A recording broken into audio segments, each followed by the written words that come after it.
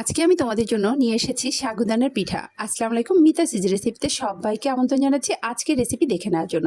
আশা করি তোমাদের ভালো লাগবে আর পুরো ভিডিও জুড়ে সঙ্গে থাকবে। যদি আমার ভিডিও ভালো লাগে প্লিজ আমার চ্যানেলটি সাবস্ক্রাইব করে লাইক কমেন্ট শেয়ার করে সঙ্গেই থেকো। তো এই তো আমি 1 ঘন্টা এখানে সাগুদানাটাকে ভিজিয়ে রেখেছিলাম এবং ভিজিয়ে রাখার পর পানি ঝরে চলে আসলাম এটাকে প্রসেসিং করতে। নিয়েছি নারকেল, চিনি।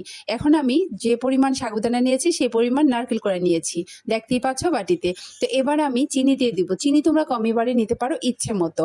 তো আমি আমার মতো করে চিনি দিয়ে দিচ্ছি। আমার বাসায় কিন্তু মিষ্টিটা একটু বেশি পছন্দ করে আমার বর, তো আমি মিষ্টির পরিমাণটা একটু বেশিই দিব। তো দিয়ে দিচ্ছি চিনি। এবার দিয়ে দেবো একটু লবণ। আর একটা জিনিস স্কিপ হয়ে গিয়েছে, আমি এখানে একটু ময়দা দিয়েছি। আমি দেখলাম কি শুধু নারকেলের সাগুদানার যেটা পিঠাটা উঠতে অনেক সমস্যা হয়, মানে তুলতে সমস্যা হয় বা উল্টাতে সমস্যা হয়। আর এই ক্ষেত্রে যদি তোমরা চালের গুঁড়ি একটু অ্যাড করে তাহলে বেশি ভালো হবে। চালের গুঁড়ি, সুজি অ্যাড করতে পারো। আমি এখানে ময়দা অ্যাড করেছি, সেটা স্কিপ হয়ে গিয়েছে।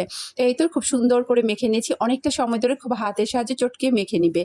তো মাখার পরে চলে আসলাম পিঠা বানাতে। আমি কিন্তু ডুবো তেলে ভাজছি না, তোমরা অবশ্যই ডুবো তেলে ভাজবে। ডুবো তেলে ভাজলে পিঠাটা আরো বেশি ভালো হবে। আমি অল্প তেলে ভাজছি, একটু কৃপণতা করছি ভাই, বাজারে যে মানে বাজারে যে চড়া দাম সবকিছুর বলো, এই জন্য। আর এমনি তো এটা একটু, এই পিঠাটা একটু তেলটা বেশি সুপ করে, যার কারণে আমি ডুবো তেলে না ভেজে অল্প তেলে ভেজে নিচ্ছি। দেখো কত সুন্দর লাগছে, তাই না? আমার বর তো এই পিঠার প্রেমে পড়ে গেছে। এই তোমার বড়রা যে, তোমাদের বর যদি পিঠা লাভার হয় তাহলে আমার বরের মতো কিন্তু বারবার এই পিঠা খাওয়ার দাবি করবে।